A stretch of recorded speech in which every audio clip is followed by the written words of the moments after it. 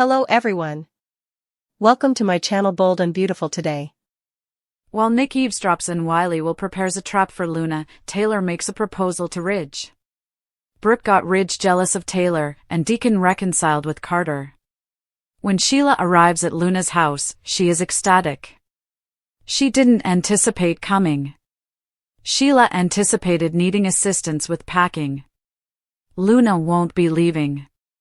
She maintains that she poses no threat to anyone. Her grandmother encourages her to stop and show that she has changed when she accuses Steffi of being the cause of everything. Sheila argues that she needs to keep her distance from Finn since she loves him sufficiently. Luna says that, other from attractive Will, she has been avoiding everyone. He receives a text from her.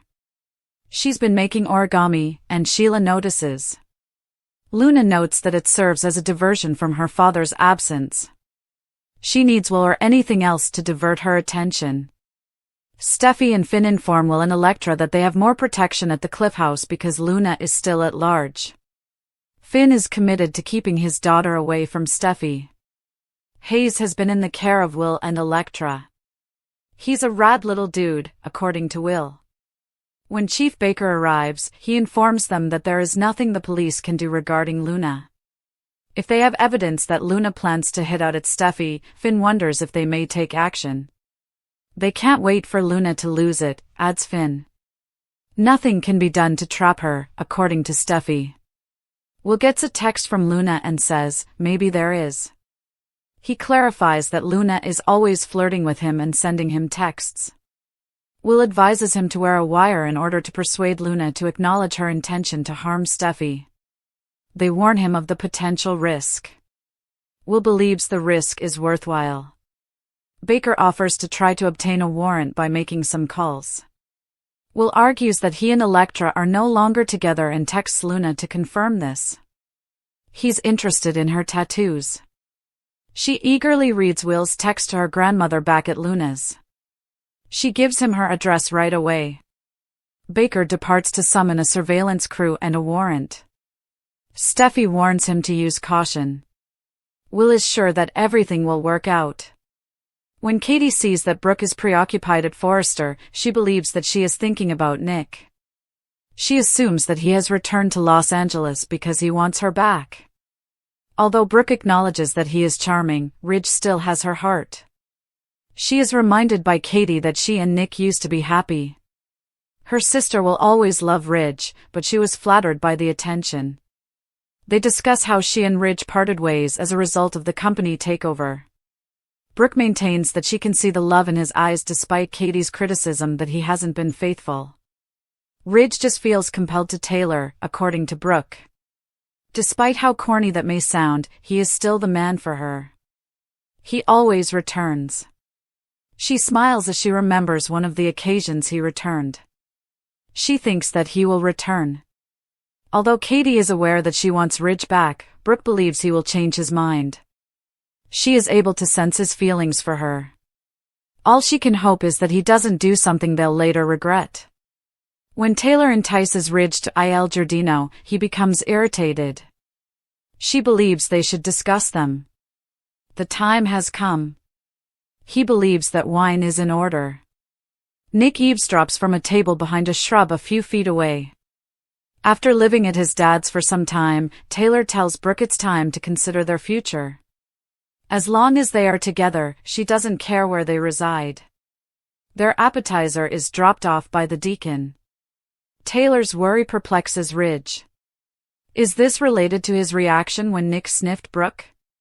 He finds all of this puzzling. She wants to know how committed he is willing to be. His forehead furrows. She desires a long-term relationship with him. She felt really at ease and could envision them as husband and wife when she woke up next to him this morning. She asks, "Will you marry me?" Nick grins as he listens. Nick spies, Taylor proposals, and undercover Will. Nick Marone is spying on Taylor Hayes as she pops the question to Ridge Forrester. Electra Forrester warned at the Cliff House. Will and Electra Forrester had a conversation with John Finnegan and Steffi Forrester Finnegan. Given how much Electra is observing Hayes Forrester Finnegan, Shin wants to keep her informed about the children. Electra adds that Will has also been lending a hand. Regarding the rad little origami item on the table, Will inquires. Steffi clarifies that Hayes didn't make that, he received it at school. Electra has confirmed that her name is on the authorized list for pickup. According to Finn, the Cliff residents will have increased protection. Luna Nozawa, according to Will, is not someone to play around with. Finn promises to keep his daughter away from his wife. Electra and Will completely comprehend. Steffi cautions that Luna is erratic. Bradley Baker, deputy chief, pays a visit.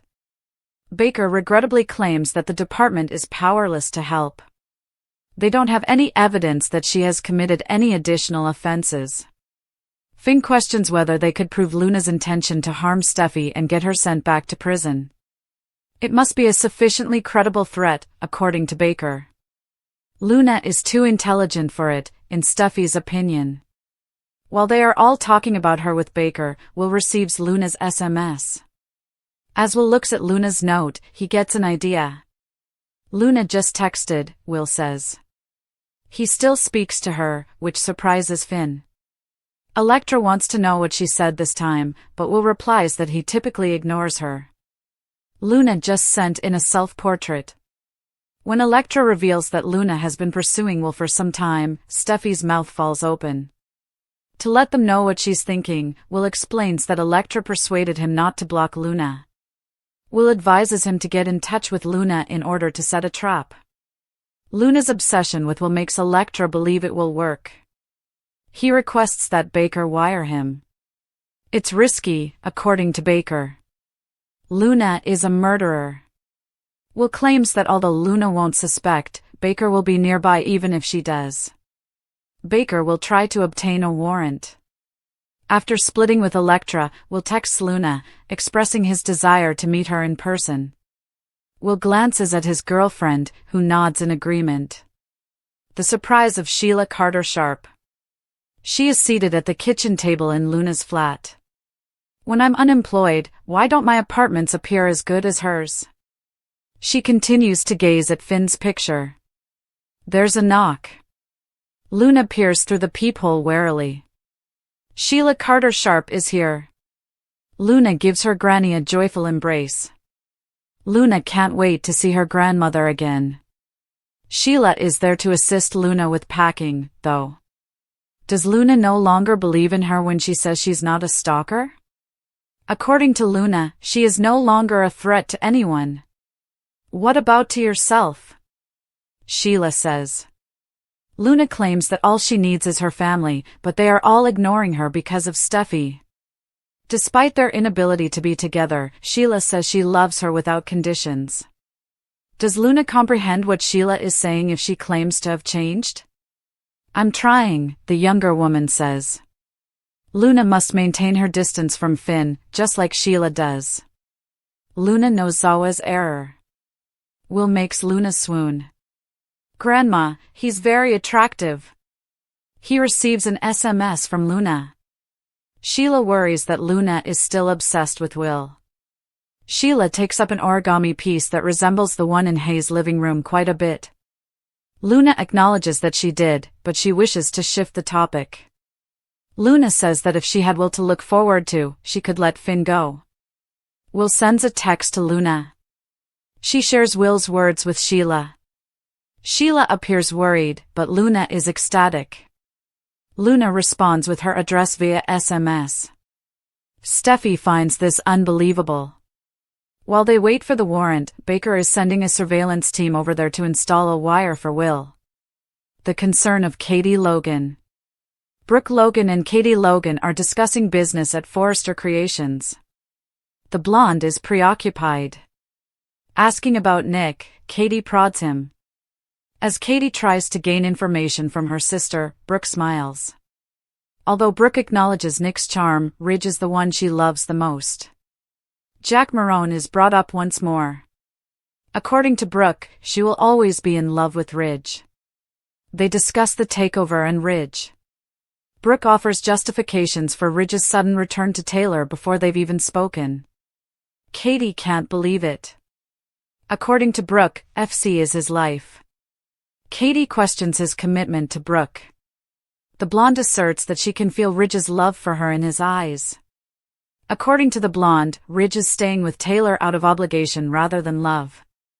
According to Katie, it doesn't really matter why he's sticking with Taylor.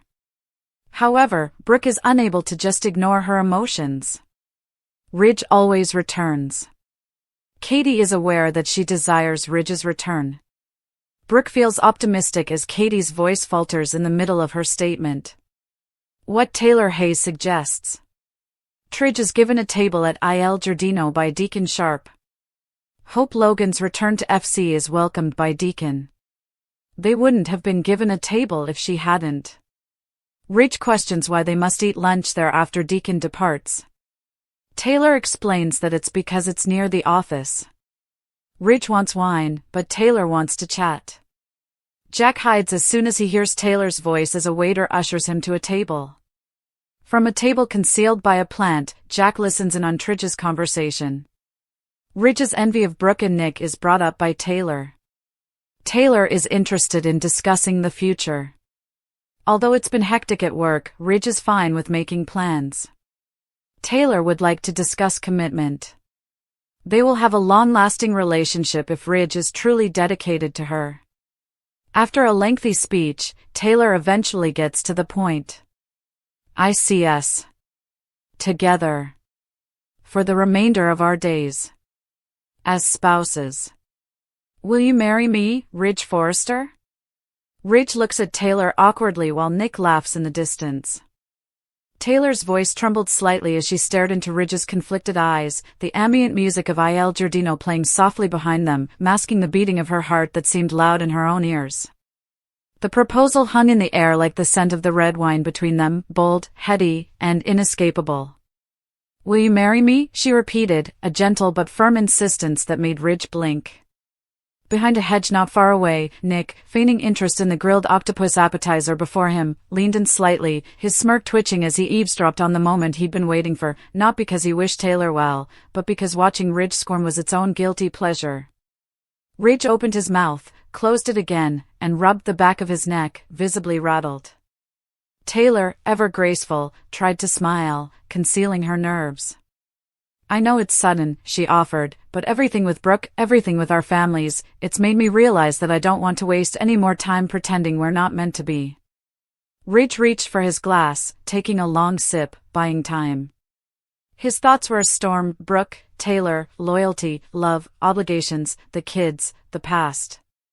Nick's smirk deepened as Ridge faltered, knowing full well that this was the exact kind of emotional chaos Ridge detested but couldn't help being drawn into.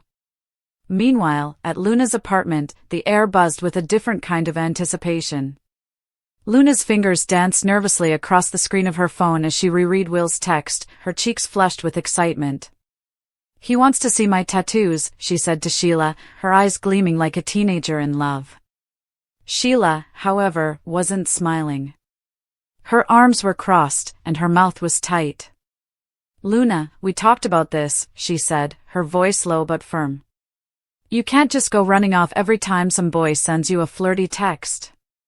But Luna wasn't listening, at least not really. Her heart fluttered at the idea of Will choosing her over Electra. She was convinced that he saw something in her no one else did. Sheila, noticing the scattered origami animals across the table, sighed. Still folding? She asked. Luna nodded. It helps me think. Helps me miss Dad less. Sheila softened just a little. You don't have to distract yourself from grief by chasing after Will. You need stability. Calm. But Luna giggled. What I need is Will. And maybe a new tattoo. Sheila ran a hand through her hair, clearly torn between stepping in and stepping back. She wanted to change. She was trying to change. That meant not controlling Luna, but God help them all if Luna made the wrong choice. Just be careful, she finally muttered. At the Cliff House, Steffi and Finn were far less amused. She's still out there, Steffi said, pacing the room while Finn tried to remain composed. Will and Electra sat nearby, attempting to focus on entertaining little Hayes, who giggled as Will built him a block tower. He's a rad little dude, Will said with a fond grin, but the tension in the room was too thick to ignore. Steffi shot him a look. I don't like this. Not with Luna sending texts. She could be watching us. She could be planning something. Chief Baker had just arrived and confirmed that there was nothing the authorities could legally do yet. That word hung in the air like a dare. Finn leaned forward, determination flashing in his eyes. What if we got proof? What if Luna said something threatening? Baker sighed. We'd need evidence. Hard evidence. Texts. A recording. And that's when Will's eyes lit up. She's texting me. Constantly. Flirting. I could meet with her. Wear a wire. Get her to say something. The room went quiet. Steffi looked horrified. You'd be putting yourself in danger. Electra's mouth opened but no words came out. Finn stood. That's not a bad idea. What? Steffi and Electra said in unison. If he can pull this off, we'd have grounds to get her away from Hayes, from you, from all of us. Baker nodded, already pulling out his phone to make some calls. Will, seemingly calm, pulled out his own phone and typed, Electra and I broke up. Want to show me those tattoos? Moments later, Luna squealed, jumping up from her couch and tossing her phone at Sheila. He's coming over, she announced. Sheila looked worried. Be smart, she warned. Luna only smiled. Back at Forrester Creations, Brooke stared out the window, her fingers tapping lightly against the frame. Katie walked in, immediately picking up on her mood. Nick's in town, she said knowingly. Brooke turned. And sniffing around. But it's Ridge I'm thinking about. Katie folded her arms. You sure about that? Brooke smiled wistfully. Nick's charming, no doubt. But Ridge? Ridge is in my soul. Katie sighed, clearly skeptical. He hasn't exactly been loyal. The company takeover split you two apart, and now Taylor's living with him at Eric's. Brooke shrugged. That's temporary. I can see the love in his eyes when he looks at me. He just feels guilty about Taylor. Obligated. Katie raised an eyebrow. And you're okay being second choice? I'm not second, Brooke said, lifting her chin. I'm inevitable. She walked over to her desk, pulling out a photo of her and Ridge from years ago. He always comes back to me. Katie wanted to argue, but she saw that look in her sister's eyes, the unwavering faith, the romantic certainty. Just don't get hurt again, she warned. Brooke nodded, but her gaze drifted far beyond the office walls, beyond Il Giardino, where Ridge sat bewildered by a ringless proposal. Taylor, Ridge finally said, this is unexpected. She reached across the table, gently taking his hand. Is it really? We've been dancing around this for years. Our families are intertwined. You make me feel safe. Ridge looked down, his brow still furrowed. And Brooke? Taylor stiffened. Brooke is your past. Nick snorted softly behind the hedge, sipping his wine. Deacon returned briefly to drop off another dish, giving Ridge a wink that said good luck, buddy. I don't want you to answer right now, Taylor said. Just think about it. Picture a life with me. With our family. Without all the drama. Ridge chuckled. Taylor, we are the drama. But Taylor smiled. Then let's write a new chapter. One with peace. Nick rolled his eyes so hard he nearly spilled his drink. Behind the sentimentality, he saw a setup. Ridge, the eternal waffler, was about to be cornered into commitment, again. And he bet money Brooke wouldn't take this lying down. Back at the Cliff House, Will suited up. Literally. Baker handed him a tiny wire hidden in a casual hoodie. Stay close to the mic, the chief instructed. And if anything goes sideways, we'll move in. Steffi, still apprehensive, hugged Will tightly. Be careful. She's not stable. I've got this, Will said. Finn gave him a nod. We'll be listening. As Will left, the room fell into a tense silence. Steffi whispered, Do you think he can do it? Finn didn't respond. Instead, he watched the security monitors, praying they wouldn't have to see anything go wrong. At Luna's apartment, the knock at the door sent her heart racing. She opened it, and there stood Will, handsome, calm, and already scanning the room. Nice place, he said. She pulled him in immediately. You came. You invited. You dumped Electra. For you, he said, smiling. Sheila was nowhere to be seen, but the shadows in the hallway whispered that she might be nearby. Luna took his hand and pulled him toward the couch, where her origami animals were gathered like silent witnesses. I missed you, she said, leaning in. You ever think about us? About me? Will gulped. Sometimes, he lied smoothly. Luna's hand moved to his chest, her fingers trailing toward the mic taped beneath his shirt. You're tense, she observed. You worried about Steffi? Should I be? He asked. Luna's eyes narrowed. She's the one who ruined everything. Her and Finn. They poisoned Dad against me. But that's okay. It is? I have other ways of dealing with people like her, Luna whispered. You ever hear of poetic justice? Will leaned back. What does that mean? Luna's smile was sweet. Let's just say, when people betray you, you don't just forget it. You mark them. Like a tattoo. In the surveillance van, Baker nodded to his team. We've got her. That's enough.